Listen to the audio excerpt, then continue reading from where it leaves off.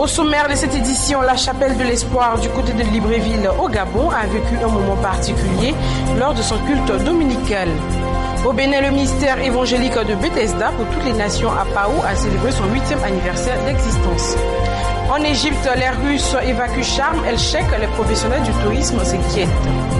Enfin, le salon aéronautique de Dubaï tiendra-t-il ses promesses?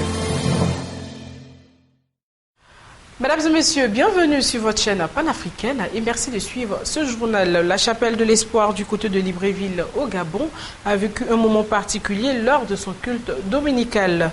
Le peuple de Dieu a été édifié par le prophète Steve Aoulaou sur le thème « La bénédiction de l'Éternel ne se fait suivre d'aucun chagrin ». Le culte de ce dimanche à la chapelle de l'Espoir du côté de Libreville s'est tenu sous une onction particulière. C'est la chorale de la dite assemblée qui a conduit le peuple de Dieu dans la louange et l'adoration.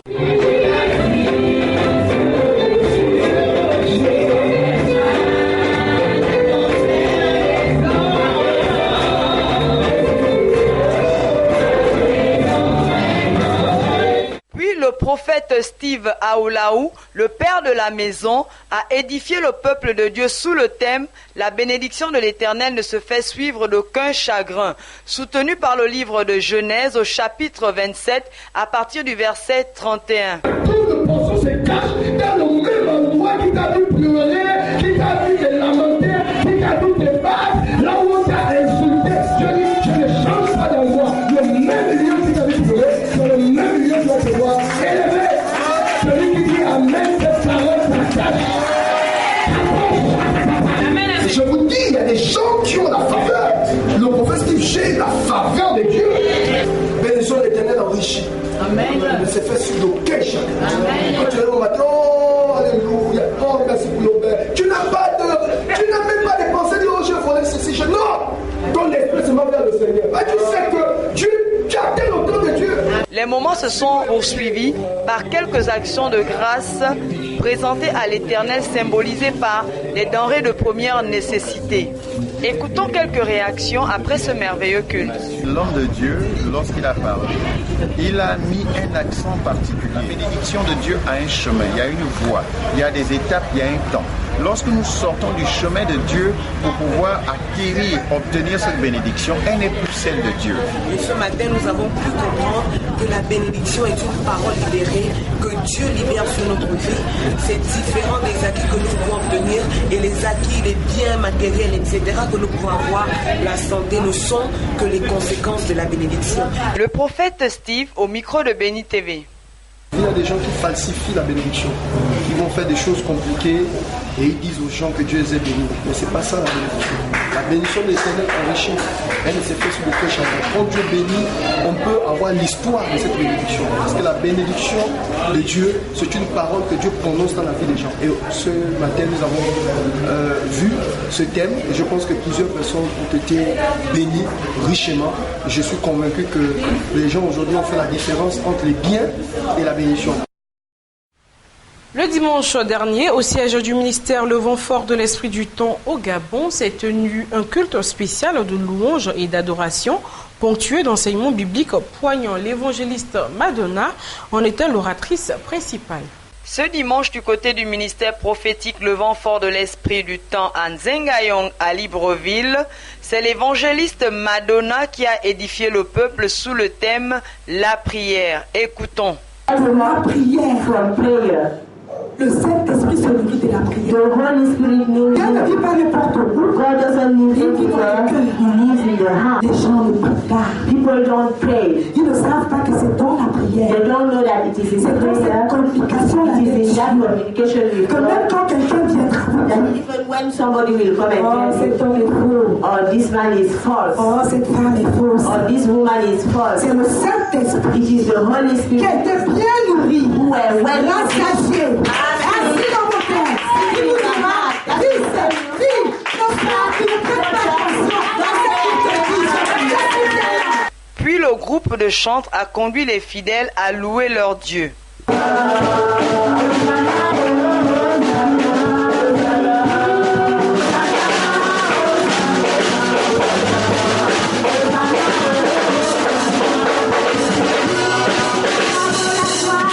Écoutons quelques avis. Le Saint-Esprit, au travers de l'évangéliste Donna, nous a bien édifiés aujourd'hui.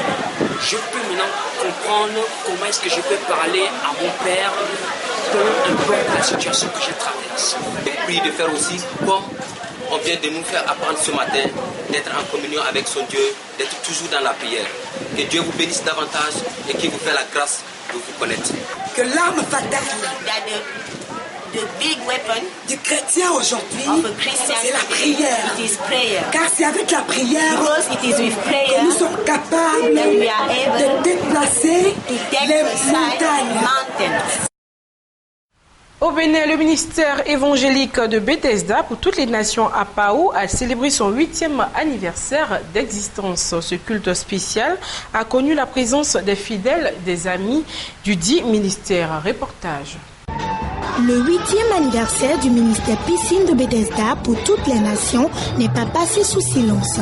Ici, dans le temple de Pao, les fidèles ont manifesté leur reconnaissance. Entrée animée des différents départements du ministère, témoignages, actions de grâce, tels ont été les moments forts de ce culte spécial.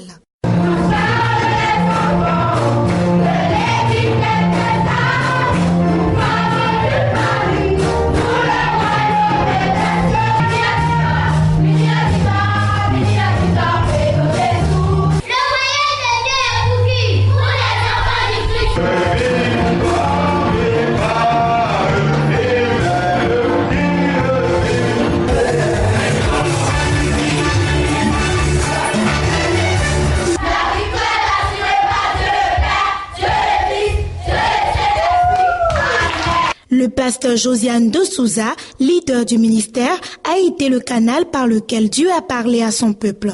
La grandeur divine, voici le thème développé, tiré du livre de Galates 3, verset 6.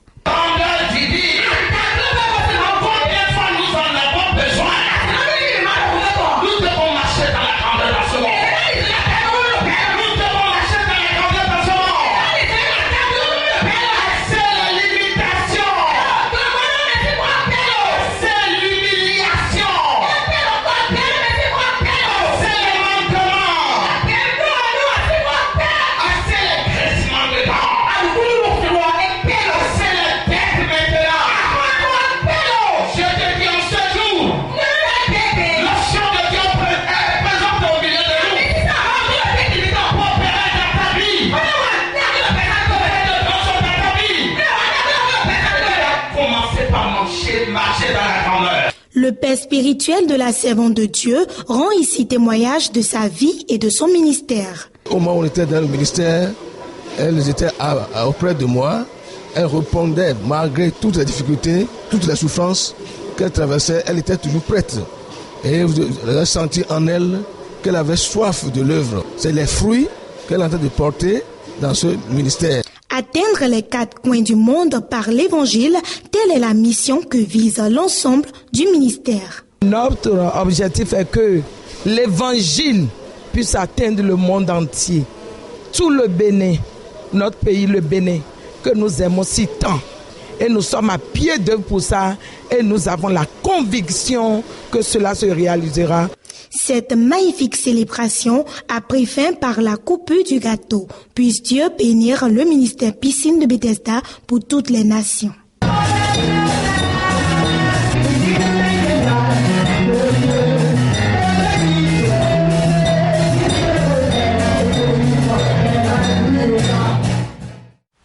À l'hôtel Ibis du Plateau, ce vendredi 6 novembre, s'est tenue la remise de diplômes des participants à la formation du groupe HCL.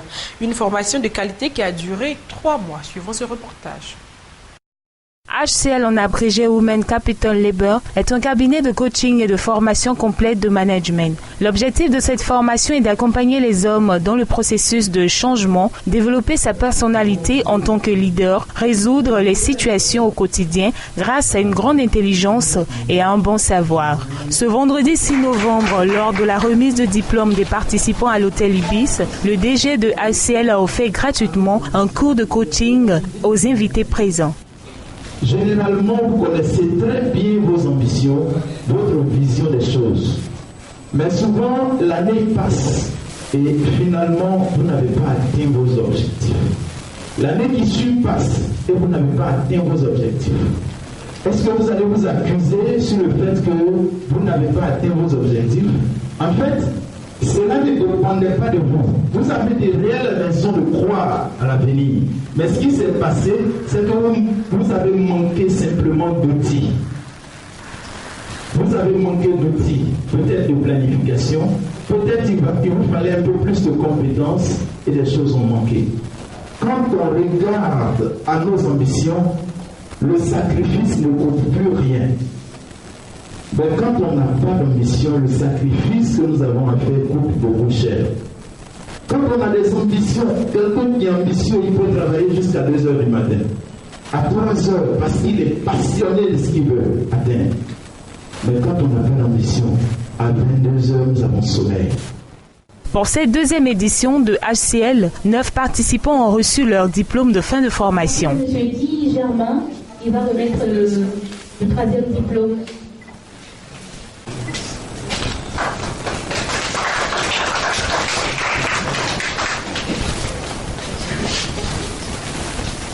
Mois de formation de haut niveau qui répond bien aux attentes du top management et qui fait de l'apprenant un leader efficace.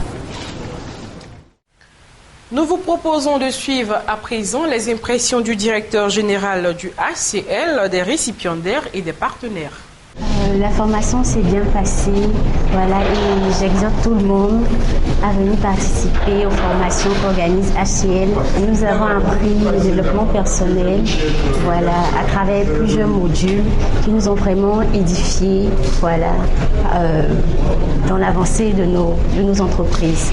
Nous venons de participer à une cérémonie sympathique qui célèbre les entrepreneurs et en tant que chef d'entreprise, j'ai été très très ravi de participer dans la mesure où notre domaine d'activité est le financement.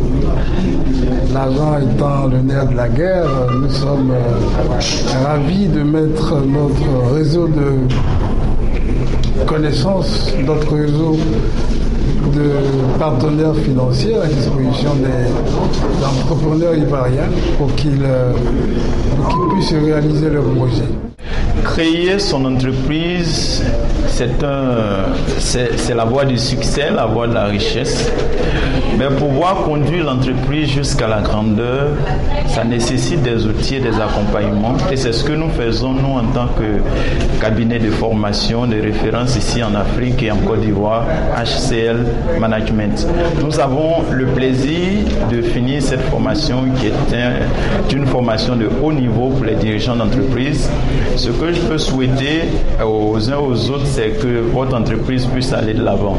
Mais si ce n'est pas le cas, aujourd'hui, vous pouvez avoir encore l'opportunité de pouvoir participer à cette formation. À l'international, ratisser chaque foyer pour y débusquer d'éventuelles armes, c'est de l'opération lancée dimanche par la police de Burundi dans les quartiers contestataires de la capitale de Bujumbura. Objectif, tenter de rétablir l'ordre alors que les affrontements entre sympathisants et opposants du président Pierre Nkurunziza font chaque jour de nouvelles victimes. Ratisser chaque foyer pour y débusquer d'éventuelles armes, c'est l'opération lancée hier par la police du Burundi dans les quartiers contestataires de la capitale Bujumbura. Objectif, tenter de rétablir l'ordre alors que les affrontements entre sympathisants et opposants au président Nkurunziza font chaque jour de nouvelles victimes. Il y a une nouvelle technique qui va appuyer le processus de désarmement forcé de la population civile. Et cette nouvelle technique nous permet de bien pouvoir mettre la main sur les armes en détention illégale. Dernière violence en date, l'exécution de 9 opposants présumés dans la nuit de samedi à dimanche. Des règlements de compte qui ont pris une tournure ethnique entre Hutus et Tutsis. Le Rwanda voisin a d'ailleurs accusé le Burundi de massacrer son peuple. À la demande de la France, le Conseil de sécurité de l'ONU doit se réunir aujourd'hui pour évoquer l'escalade des tensions au Burundi.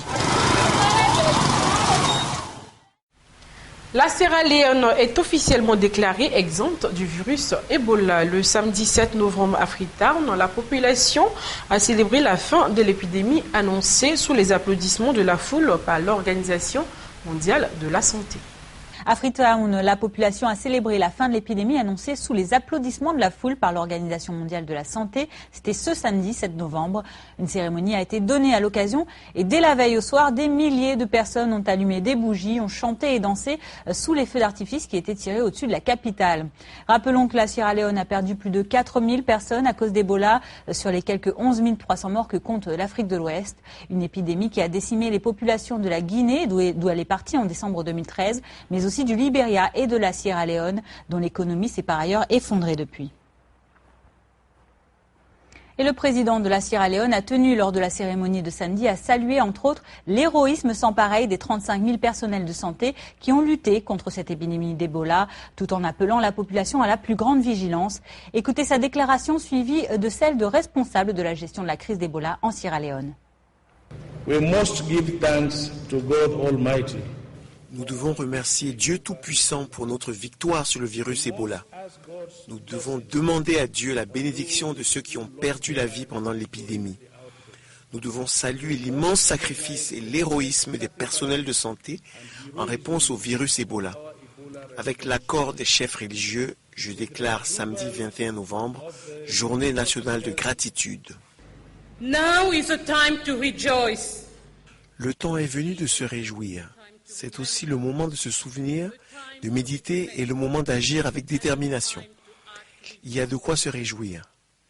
Les Sierra Léonais peuvent maintenant retourner à leur vie normale, une vie riche et fructueuse pour se retrouver avec la famille et les amis au sein de communautés engagées. Nous rentrons maintenant dans une nouvelle phase, 90 jours de surveillance accrue qui se déroulera jusqu'au 5 février 2016. Cette nouvelle phase est capitale parce que notre objectif est de garantir la ténacité et qu'on puisse détecter et réagir à toute potentielle poussée du virus Ebola dans le pays. Pour les autorités ghanéennes, l'exploitation du pétrole et du gaz dans l'ouest du pays est l'une des priorités pour réduire sa dépendance énergétique. Mais la population locale dénonce des dégâts écologiques fatals dans cette région agricole. Au Ghana, le secteur énergétique est en plein boom. 5 ans après avoir commencé à exploiter son premier gisement de pétrole avec le champ sous-marin de Jubilee, le pays se tourne désormais vers le gaz naturel. Lors de l'inauguration d'une usine à gaz l'an dernier, le président John Dramani Mahama a même affirmé vouloir en faire sa priorité. Cette centrale, je pense, est encore plus importante que le pétrole en raison de son effet multiplicateur en termes de création d'emplois, ainsi que pour la sécurité énergétique du Ghana. Je suis beaucoup plus enthousiaste aujourd'hui vis-à-vis de cette raffinerie de gaz que je ne l'étais lors de l'extraction des premiers barils de pétrole. Mais l'installation de cette usine produisant 500 MW suscite bien des inquiétudes. Les habitants de la région vivent principalement de la pêche et de l'agriculture.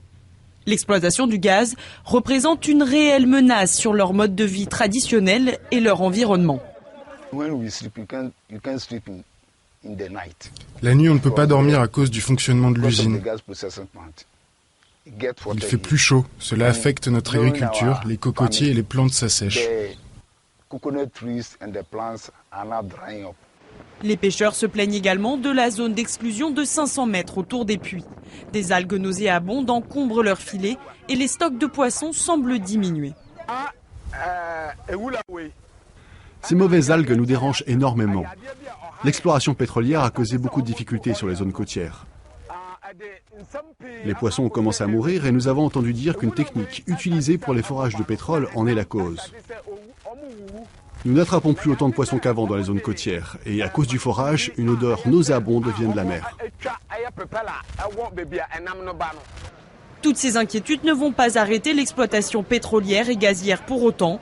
Malgré une production de seulement 100 000 barils par jour, soit quasiment 20 fois moins que son voisin nigérian, le secteur est considéré comme un relais à la croissance économique du pays. En effet, l'économie du Ghana repose aujourd'hui principalement sur l'or et le cacao. Le gouvernement souhaite multiplier par 6 sa production de brut d'ici 2018 afin de briser sa dépendance envers le Nigeria et en finir avec les coupures de courant qui peuvent durer toute une journée. Par milliers, les touristes russes sont rapatriés d'Égypte ce week-end suite au crash de l'Airbus dans le Sinaï il y a une semaine. Les agences de voyage russes enregistrent des annulations de réservations, de quoi être préoccupé quand on sait que l'an dernier, ce sont 3 millions de Russes qui sont partis en vacances en Égypte. Par milliers, les touristes russes sont rapatriés d'Égypte ce week-end suite au crash de l'Airbus dans le Sinaï il y a une semaine. L'hypothèse de l'attentat progresse, y compris à Moscou. Conséquence, les agences de voyage russes ont déjà commencé à enregistrer des annulations de réservations. De quoi être préoccupé quand on sait que l'an dernier, ce sont 3 millions de Russes qui sont partis en vacances en Égypte. L'Égypte est une de nos destinations les plus prisées, confirme cette responsable de l'Union des tours opérateurs russes. Pour nos clients, ce pays est l'endroit à la fois le plus proche, le plus ensoleillé et le moins cher. Vous savez, 80% des Russes qui partent en vacances à l'étranger choisissent des destinations balnéaires. Donc c'est vrai que là, les choses deviennent un peu plus compliquées. Sharm el-Sheikh a connu un développement rapide ces dernières années et était jusque-là relativement préservé sur le plan de la sécurité.